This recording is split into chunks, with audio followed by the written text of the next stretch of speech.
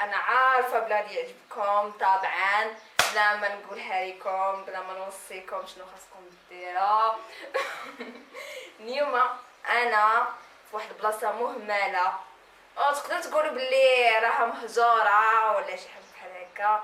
حتى الحجر الصحي عاد بانت ليا، عاد بديت تنسلط بعض الضوء عليها. اليوم انا في الجردة.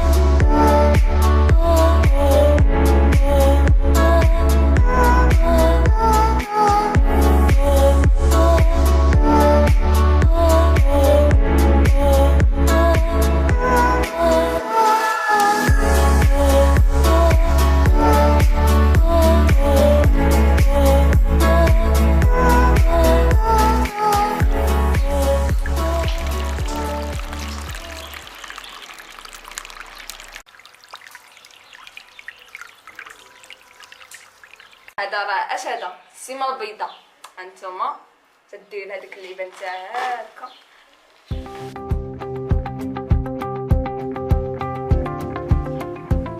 زيد الماء باش نعجنو، راكم عارفين بلا ما نمشي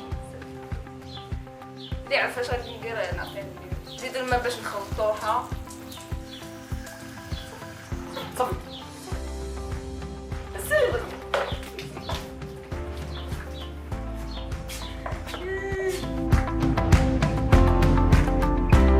دهنت هذا بالزيت باش ما يلصقش، باش ما يلصقش ملي غادي نخوي هذا هنا في القلب، ما يلصقش وصافي.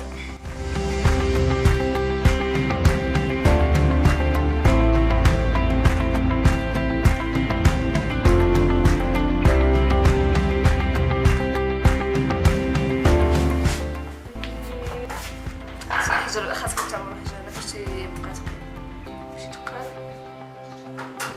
زيد الكايوس ديال الكايوس.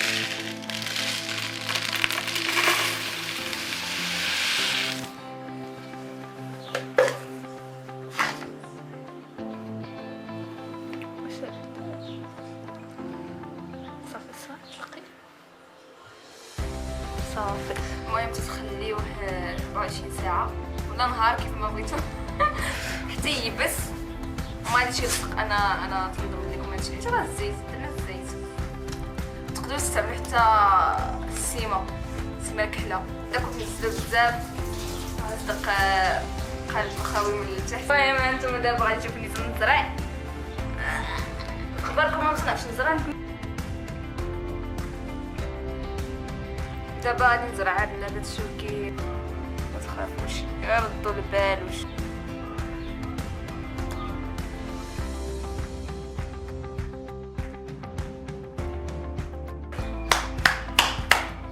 هذا اخر شكل. هذا هو الشكل النهائي شويه، هذا هو الشكل النهائي.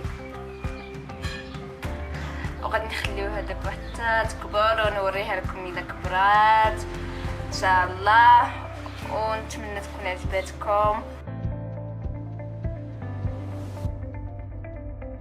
المهم كما تشوفوا دابا الشكل النهائي اللي قدرنا نديرو بداكشي اللي درنا البارح. هذه بعد 24 ساعه من بعد ما خدناه نشف مزيان وحيدنا ديك اللعيبه اللي كنا دايرين والطاسه.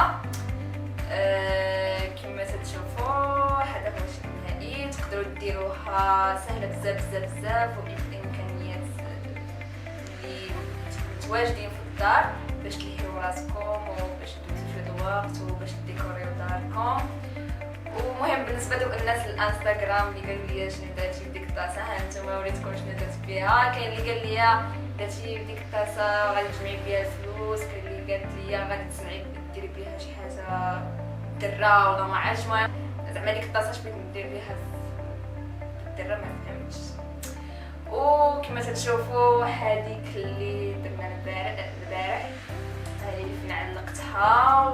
ونتمنى يكون عجبكم الفيديو حتى الاخر، وبسلامه عليكم حتى الفيديو اخر ان شاء الله.